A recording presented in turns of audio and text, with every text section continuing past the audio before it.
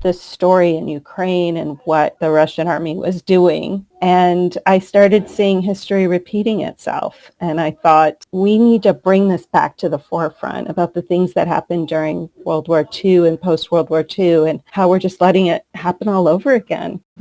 Welcome back to the My Future Business Show. My name is Rick Nuske. I hope you're doing really well today, and thank you very much for joining us. If your first time here, welcome. If you've been with us before for any length of time, thank you for returning. Now, I tell you what, I'm very excited about my next guest today. I'm on the line with Oksana Kukurudza. Welcome to the show, Oksana. Thank you, Rick, so much for having me. I really appreciate it. Yes, it's absolutely a pleasure having you. Now, on today's show, you and I are going to be talking about your book. In fact, you're Ukrainian American. You're an author, you're a speaker, a management consultant, and we're going to be talking about your book, Sunflowers Bend But Rarely Break, in which you will share what it's like for your Ukrainian parents to live in Ukraine in the 20s and 30s and their journey from Nazi slave camps, liberation by the US Army, and finally settling in as immigrants in the United States with, I guess, your siblings. So it's a lot to unpack here. So where are you calling in from today, Oksana? Sure. I'm calling in from Manhattan, New York City, where I live. Fantastic. What do you love about the place the most? Oh, there's so many things to love about New York City. I think it's the energy. If I could say, there are very few cities in the world that have the level of high energy that New York City has, and I find it gives me more energy. It doesn't take it away from me at all. So is it around the clock type of city? Like it's always open? It is. Yes, it is a 24/7 kind of city. But I have a young one at home, so I don't get to really appreciate that part of New York so much. I'm a 9-10 o'clock, shut kind of gal now. I can hear you. I definitely hear you. Now, in terms, just for context, so people understand what, I guess, living in your environment's like, what's a local landmark that people might know? Sure. So not too far from where I live is the Flatiron Building, which is right next to Madison Square Park. Oh, there you go. Yeah, now that's that big central square of, forestry, isn't it, basically? One of them, yes. It's a smaller one. It's not as large as Central Park, which is in northern Manhattan. Yes. But the park used to be the old Madison Square venue. Stadium, And stadium, Yep. exactly, until they moved it over to where Penn Station is today. And so they had this free space, and they made a beautiful park out of it. It's where my daughter plays every day. Oh, fantastic. Love to hear it. Now, I love how they've meshed, concrete and steel with environment.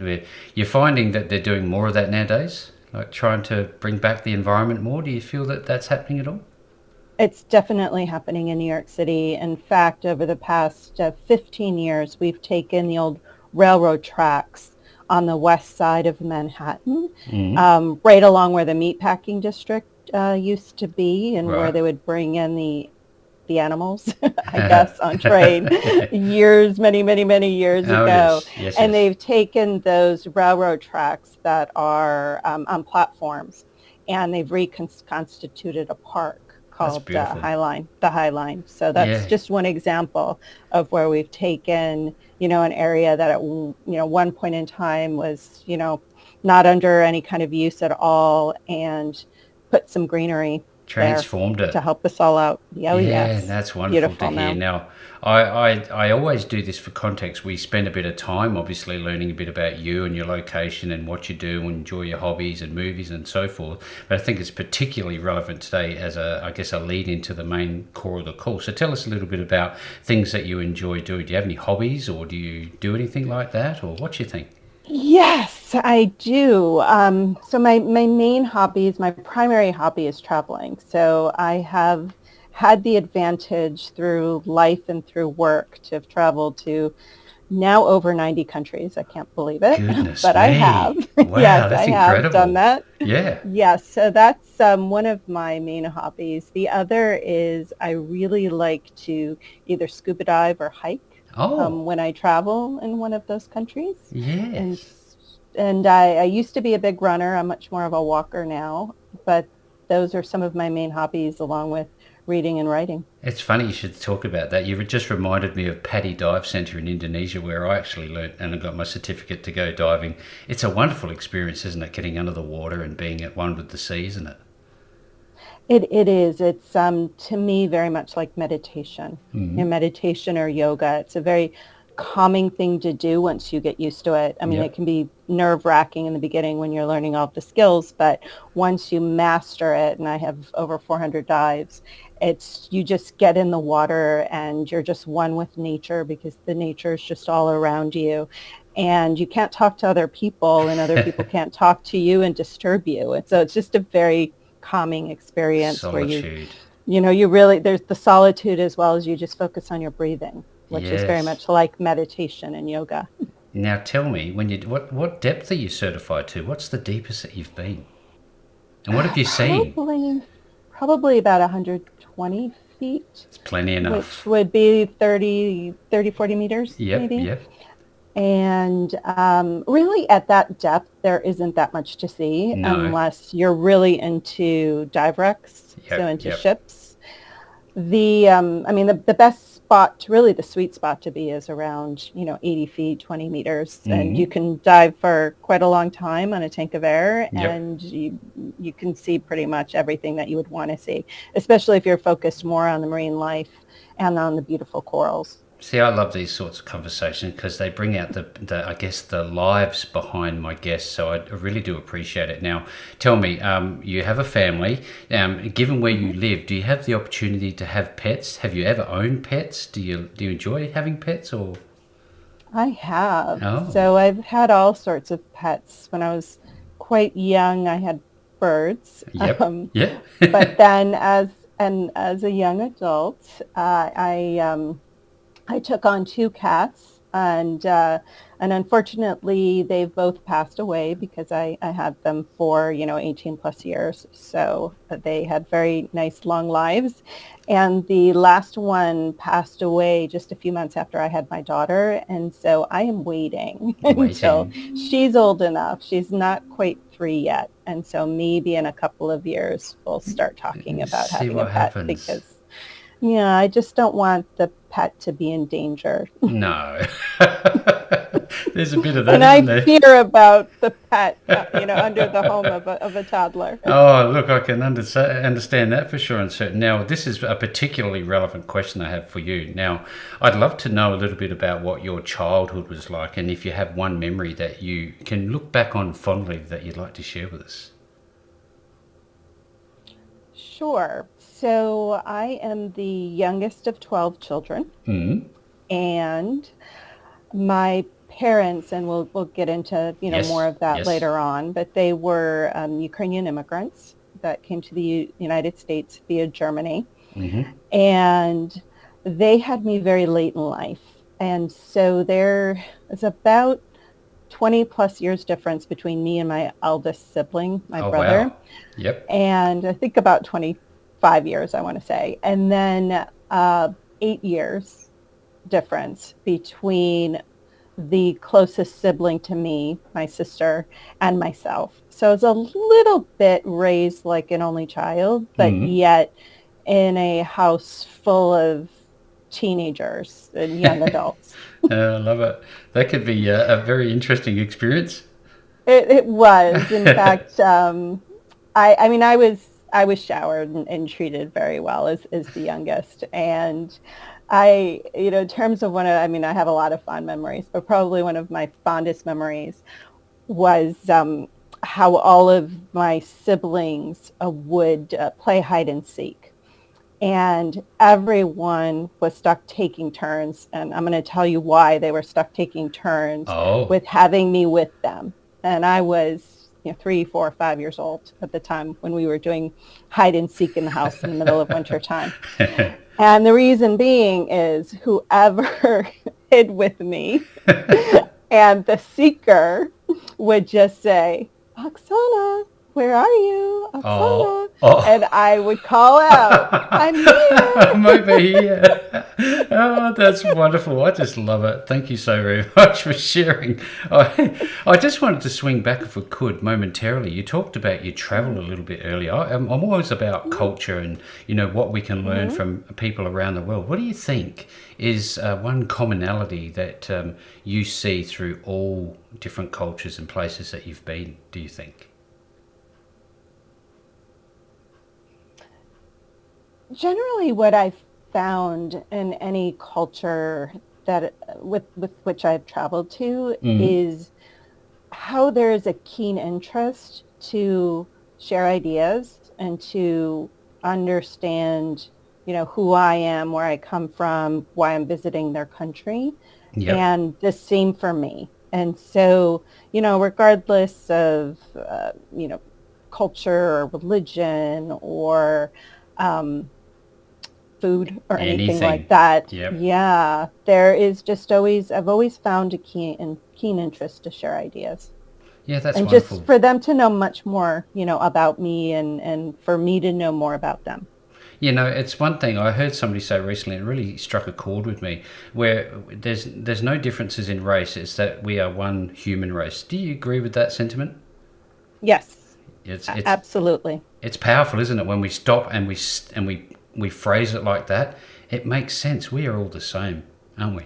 Yes. And in fact, if you look at religions across the world, or if you look at cultures across the world, or what's important to humans fundamentally, right, at the highest level, Mm. it's completely the same Yeah, across yeah. the board. Absolutely. Now, I wondered, given the age gap, it may well be your siblings, but was there anybody that you looked up to in those formative years, entering teenage years that, helped guide you, helped mentor you to make, I guess, strong decisions in your life? Sure. It wasn't one person. I would say I so it's interesting. I'm the youngest of 12 children, and there's an Mm. equal split between men in my family and the women in our family. So there's 6 boys and 6 girls. And for me, it was definitely my elder sisters. They All of them treated me like I was their daughter or their child. So I always say that it was like having, 6 mothers, my mother and then my siblings, my female siblings.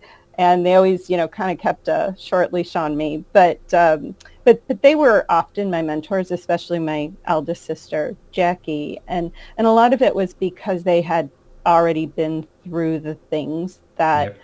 that I was now embarking to do, and Yep. it continues to be the same today. I mean, I continue to ask them since, they're going through things that I'm going through today, you know, 10, 15, 17 years ago. Yep. They're able to share their experiences and their lessons learned. And it's really helped me, I think, Yeah, in that's terms of maybe not making as many mistakes as I could have made. It's a wonderful resource. We don't often recognise the beauty of the relationships we have until I guess they've changed a little bit. What's the relationship between you and your siblings today? Is it strong, or is it everybody's all over the Very world, strong. or? No, no, it's still really strong. In fact, no, no. In fact, even though my parents have passed away, Mm. almost 20 years ago now, but just in the past 10 years, we've been starting to do annual trips together. I wouldn't say it's the entire family, but kind of a core group of siblings will go someplace for a week. In fact, a number of us, about 9 of us, are meeting up. Not all siblings, there's some children involved, but 9 of us meeting up, maybe I think 5 or 6 of us core siblings down in Hilton Head in a couple of Oh. weeks for a Well, I tell week. you what, I understand the chaotic nature of this. My wife is the eldest of 9 children, so getting together is an event, isn't it? It is, and you're not going to get everyone, but if No. you can at least get a core group together, and we stopped doing it because of the pandemic for a few years, so we're starting it up again. I think the last one we did was in 2019, and this will be our first one since then. But everyone has wanted to stick to it, and even though we have many of us have different political affiliations and we Mm-hmm. can, really argue about things. We all agree that this is something that we need to keep doing as a family to keep us together. Yeah, that's a core takeaway for any young families listening into today's call. We're obviously going to be sharing a lot of wonderful insights into your life and your parents' background and so forth. Now, given the nature of toddlers and that sort of part of your world, what's your daily routine look like? Are you up early? No, No? my daughter likes to sleep in. Oh, lucky you. Well, but then I have Maybe. the reverse trouble because it's hard to put her down in the evening. Oh, So yep. it's hard for me to be up before 6:30 or 7. But then my day goes on. I either work from home. I do have that flexibility and luxury, or I go into the office, or I go to a client site. And, especially I would say pre-COVID, I did much more working at client sites. Mm-hmm. But today there's, much more of an emphasis of doing work virtually, which is fine, and using collaboration tools. And so I do work from home, a few days a week. Yep. And then my evenings are spent with my daughter, feeding her, helping her to go to sleep. And then we do it all over again, Next wash, day. rinse, and repeat the next day. Yes. Absolutely. Now, I'm wondering if you could share with the audience, again, for the sake of context, Oksana, your professional and educational background, please. Sure. So my full-time job is I am a management consultant at a managing director level at a consulting and technology firm called Accenture. Mm-hmm. My educational background is I have a bachelor's of science and arts in business administration, focused on accounting and finance. I worked for a bit in public accounting, so I also have my CPA. And then I went back to school for my master's in business administration and have been working now in consulting ever since graduating with that MBA degree. So have over 21 years of experience in management consulting. Wow, that's incredible. Now, I'm wondering, in all of this and all of your life's experience, I often ask, what's the one thing do you think you do the best? What's your thing? What's the one thing? I would say probably the one thing that I do quite well is pulling together people from diverse backgrounds and with diverse skills and creating a high performing team. Thank you for the feedback. Now, we all have a bucket list. I certainly do. But given the places that you've travelled, are there many other places and things that you'd like to do? And what's one of them that's on the top of your list right now?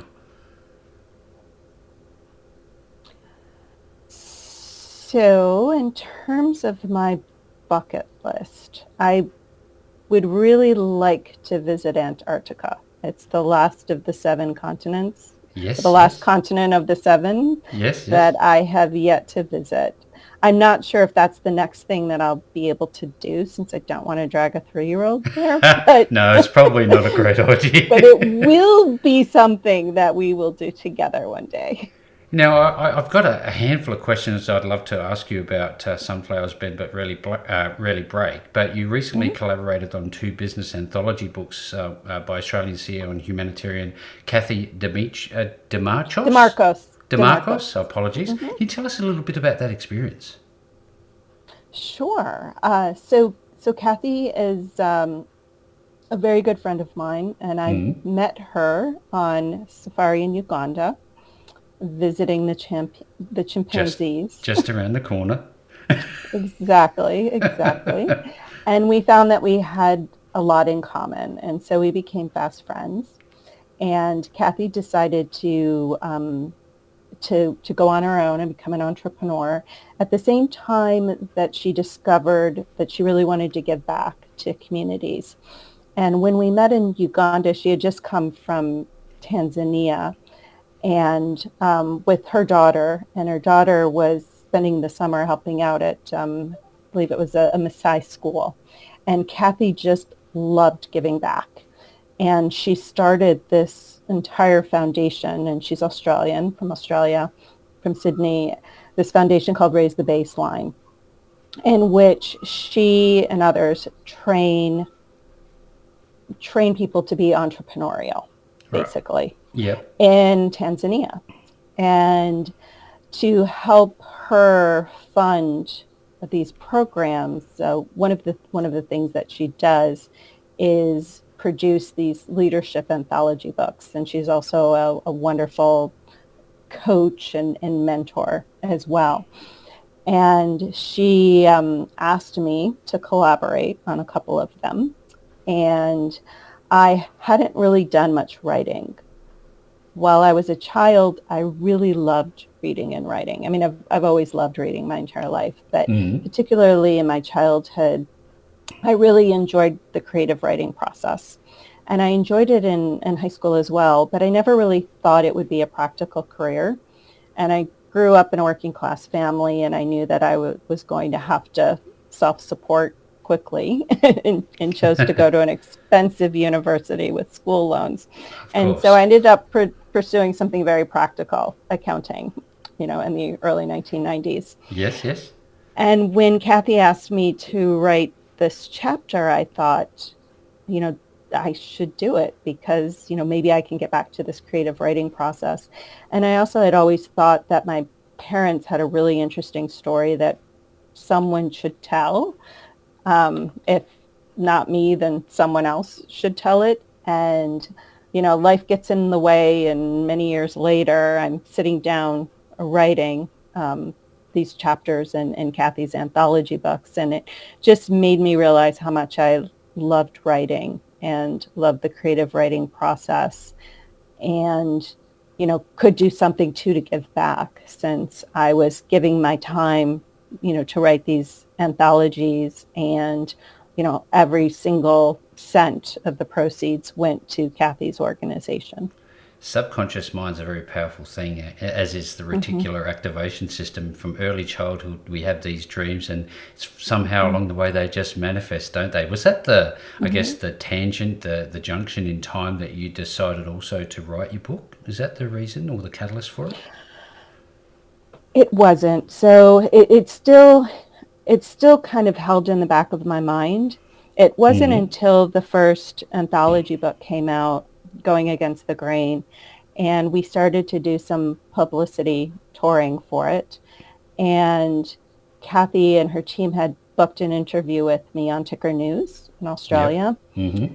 And it was right, the interview was just a couple of weeks after the Russian invasion of Ukraine in February of 2022. And the interview itself was in, I think, March 7th, so very, very soon. And the feelings all very raw for me because I had lived and worked in Ukraine. And so always had, special place in my heart for the country, and knew people still there. And as I was preparing for the interview, and I was telling Kathy, I don't know if I can do it. I'm a bit of a mess right now with Yeah, I can everything going imagine. on Mm. in Ukraine. And she said, well, why don't you use it as a platform to talk about your feelings on Ukraine and your thoughts?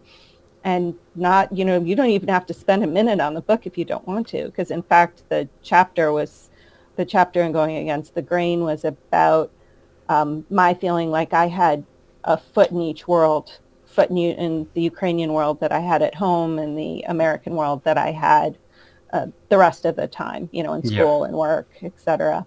And so I used that as a platform, and I came out of it and I started going to protests in New York City for Ukraine, and Mm. becoming a bit of an advocate.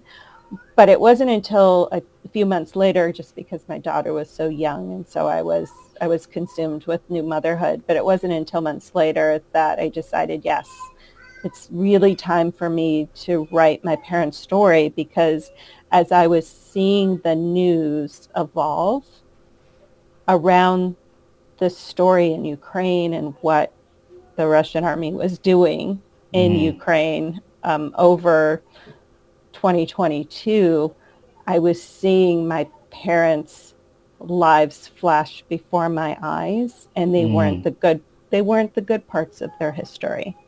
No. And I started seeing history repeating itself, and I thought, we need to bring this back to the forefront about the things that happened during World War II and post World War II, and how we're just letting it happen all over again What have we learned? You know what I as a mean? world. Yeah, Yeah. just as everyone in the world has some responsibility to how we're going to act and treat each other, and we just keep repeating the same historical mistakes. It doesn't make any sense to me that it seems, I don't, I'm really ignorant, I apologise, but it seems to me like a land grab of all other things. But I think to myself, there's, regardless of who you listen to, the one message that I hear is that we just want people to stop dying on both sides. That's Mm-hmm. really the message that I take away now. This is an emotionally charged topic for you, and I'm thankful that you're willing to share it with us now. Tell us a little bit about, I guess, the construct of the book, given what you've just talked about. Sure. So my parents grew up in Western Ukraine, Mm. in between the two world wars. And where they lived in Western Ukraine was a part of Poland, in the 20s and 30s. And it wasn't until 1939 when Hitler and Stalin made a pact to partition Poland. So when Germany invaded Poland from the west, the Soviet Union then did the same thing from the east. And so Western Ukraine then became a part of the Soviet Union, while the western part became a part of Nazi Germany. During that time, my mother's older brother was forcibly taken and conscripted by the Red Army. That happened in 1940, Mm-hmm. sometime in 1940. And in 1941,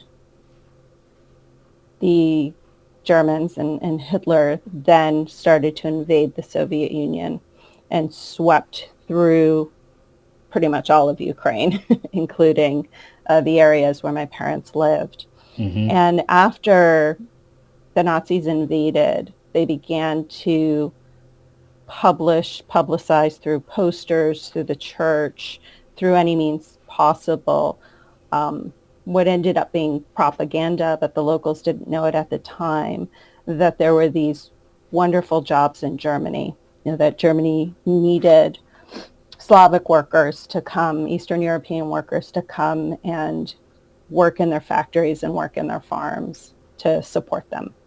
Oh. And there were no jobs in those villages in occupied Ukraine at the time. And both of my parents, they didn't know each other at the time. My father was 20, my mother was 17, but they both ate up the propaganda, and they both separately went on trains and 6-month work visas to come to Nazi Germany. My father ended up on a farm. My mother ended up in an slave occupied prison Yeah. like camp, Understood. Yeah. with the wires and everything like that, and the barking German shepherds, and the Yeah. probably Gestapo, Mm. outside of Magdeburg. And as soon as they arrived, their papers were taken away from them, and they were forced to work 12-hour days out in the fields, even in the snow, and working for very little food, and no pay. Wow. And those were their lives during the war, until both of them were lucky to be liberated by the U.S. Army. In fact, my mother had to make a daring escape, uh, and spent a couple of weeks, in the woods, trying to make her way to the U.S. Army so that she wouldn't be liberated by the Red Army. Both of them were incredibly fearful of the Red Army. They had heard about the Holodomor, which is the Great Famine Mm. in the mid 30s in eastern Ukraine. I know my mother had relatives in the east, and she talked about it. And then after her experience losing her brother, because she never heard from him again, both of them were deathly afraid of of being liberated by the Red Army and then forced to return back to the Soviet Union. And it turns out, Rick, that there were about 12 million people in the same situation Same as my parents. situation. Yeah. I wonder, again, I can't thank you enough for sharing these stories. I wonder how you went about compiling these stories, because a lot of which would have been a very emotional thing for either your siblings or your parents to maybe share with you. Would that be fair? It's true. So I was able to get a fair amount of information out of my mother later in her life. Yep. My father, not as much. So I've had to rely much more on documentation that we can find, Yep. and then kind of talk about how I think it might have been like, what might have happened in their, each's respective situations. And then I've also relied on my siblings too. So just, little nuggets that they might remember of something that maybe, in Ukrainian we call mother mama, and father is tato, like, Yep. which is the equivalent of daddy. So, whatever mama and tato would tell us, here and there, I would, I'm pulling it out of my siblings, now, and, making sure that those nuggets get into the book so that I Yeah. can, be as true as I can to the experiences that they had and to their lives. If you And could, I have to ask, if you could change anything right now that's going on in the world, especially in that region, what would you be doing? What would the thing be that you want to happen? I think I touched on it earlier.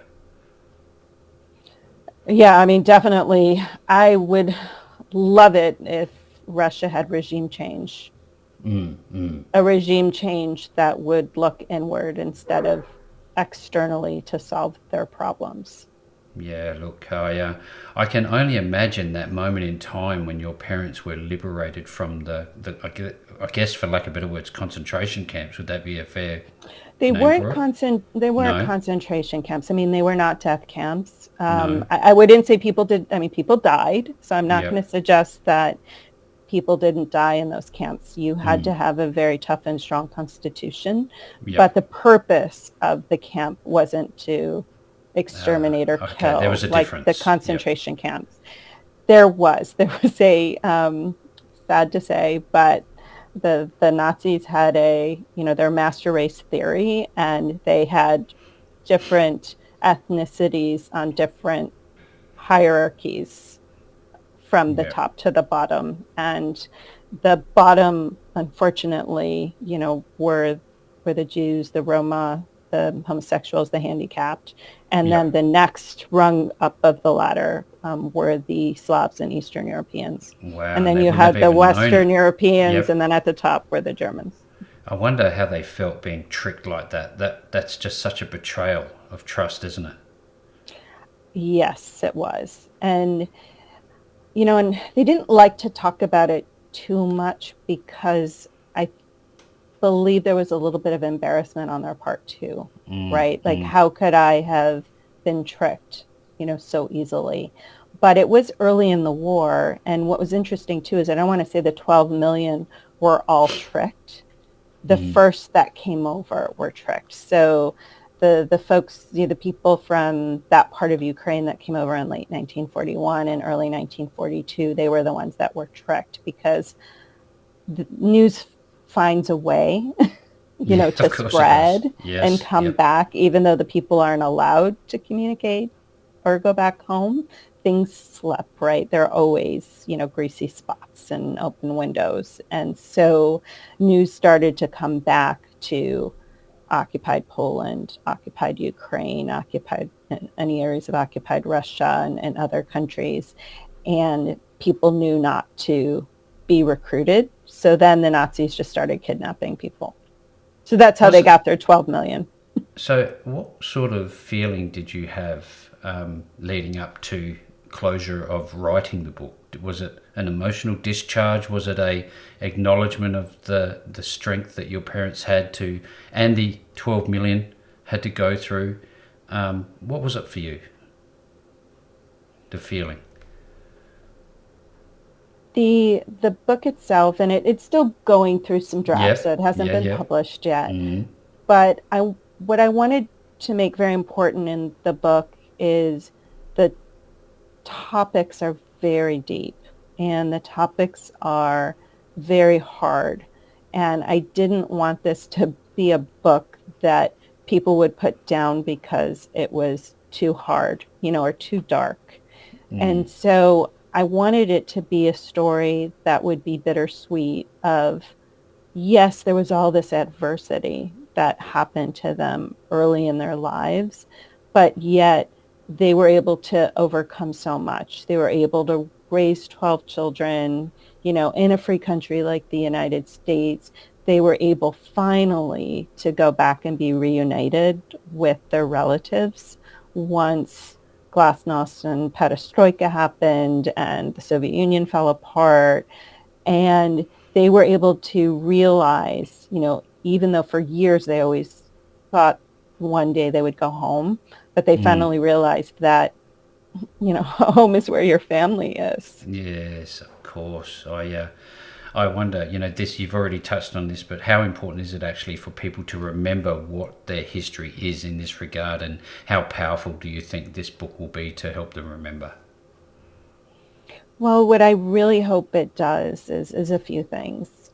One, I really want to educate people on this particular point in history about the slave camps, because I believe a lot of people know about the concentration camps and they were absolutely horrific. Mm. But I'm not sure many people, because there's just not much written about it, and I there didn't isn't know. I anything didn't really know. nothing in popular culture No, I didn't. I really don't about, know. Yeah. yeah, the slave experience. So I want to educate people on that, as well as the refugee experience, Mm. because Mm. there were over 1 million displaced persons from those slave camps stuck in Western Europe for years without a home.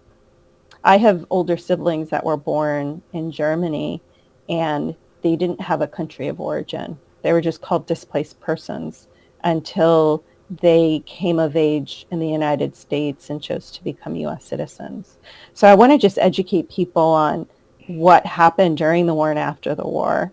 And then I want to shine a light on the eerie resemblance of what's happening today in Today, occupied yes. Ukraine to what happened during World War II and post-World War II, between the internment camps, the missing children, the number 6 million refugees in Europe.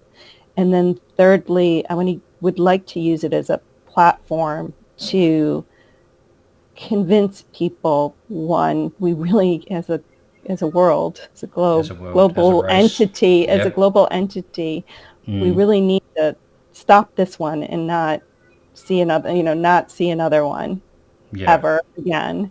Mm. And hopefully raise some money too, because portions of this book, once it's published, will go to a foundation that I've started Mm-hmm. to help with the refugee crisis, to help with the rebuilding and reconstruction of Ukraine, because I What a believe that task. they will be united, that Ukraine will Yes, be free and absolutely. united one day.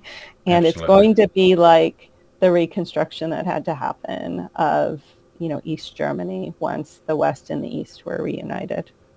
Look, I'm touched by this call, and I want people to be able to reach out to you. We'll certainly be making sure, Oksana, that there are links back to everything that they can do to contribute. Whatever links you need to provide, please do so. But when the book finally does release, where are they actually going to find it? So I'm still in the process of looking for Mm-hmm. a publisher, because I really don't want to self-publish something this important. I really want to get a big publisher behind it. Yep. And I think I have a really good case to do it. I have a TV media company interested in the story, so it could even be out in some sort So, of a something visual else? format in the Yep. future, Mm-hmm. perhaps at the same time as the book, or before or after. Um, so at least for right now, I'm telling people to go to my book landing page so that I can increase the number of people interested in the book, to get the interest of a publisher to then publish it. And the website is www.sunflowersrarelybreak.com.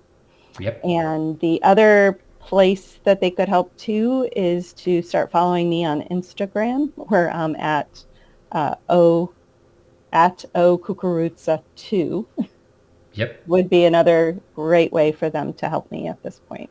Well, look, you are a source of inspiration. I absolutely love your work, adore the mission that you're on to bring this to the fore. It certainly needs to be there, Oksana.